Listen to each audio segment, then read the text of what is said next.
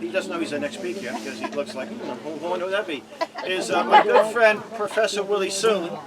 Now, I first met Willie Soon at a climate change conference hosted by the Heartland Institute, which is a limited government, libertarian type group, and it was in Manhattan. I was there as a journalist.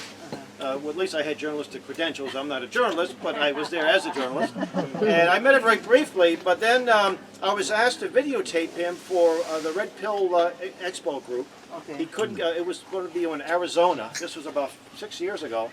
And 16, it was in 16, I think. And he couldn't make it, so I said, I'll do it. And they actually paid me $500 to videotape. Somebody would have videotaped for free, but I'll take it. Oh, wow. I was unemployed in those days. And I asked him to come to camp, and he came with his family for the first year. And we were going to offer him an honorarium. He said, I'm having too much fun. I can't take this money. So now he's actually donating, making donations to our camp. And he's not going to talk about, he's a very humble guy, but he's one of the top atmospheric scientists, not just in the neighborhood, but in the world. Right, yeah. You put his name, you'll see, oh, there's a great video of Al Sharpton going after him. So if you go to YouTube and put Al Sharpton, Willie Soon, Al is just run, yeah, it was great. So you know you must be doing something right. But he actually is originally from Indonesia. And he's a Chinese background. And I guess in Indonesia, they don't like Chinese people too much. So he came here, I think he was 14 years of age. And I said, Willie, why don't you come back? He said, are you crazy? And he named his two boys Benjamin and Franklin. So you know the guy's a patriot. Tell us why you love this country. Okay, thank you, Hal. Indeed, I'm very happy to be here and to celebrate this America's birthday with all the great patriots on America. I am very humbled to be here, and I really want to tell a bit of a story about how I became a good scientist. It is really a matter of, you see, I'm fairly, I guess, I know everything when I was in school. I just love science, love school, love everything. But you know what? There's a small limitation. It's the color of my skin. In Malaysia, you get to be selected to the university depends on the color of your skin. My. Okay?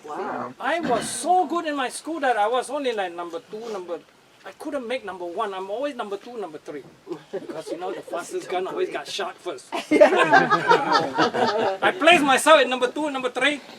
So I didn't have a confidence that I can get into the university, local university in Malaysia, because they were so selective. For example, I could score a 98. The other guy can score a 70. They got into university. I barely have a chance. I see it from the example of my sister, who's a brilliant student.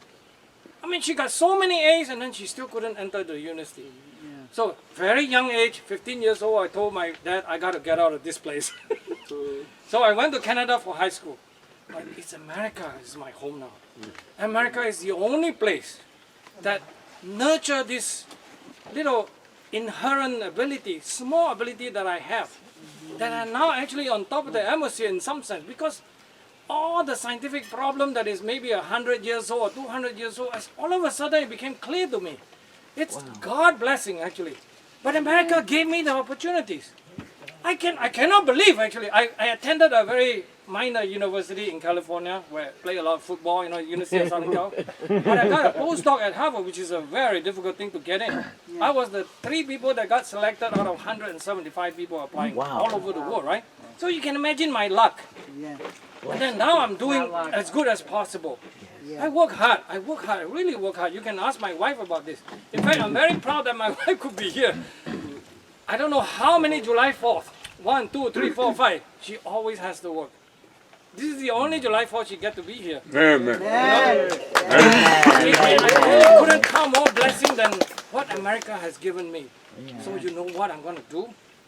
I'm going to give everything back to America.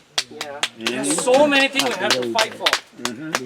Science may be my passion and my calling, but politics is my duty. You guys know who say that, right? Tom Jefferson. Right? That's it. Thank you very much. Thank you.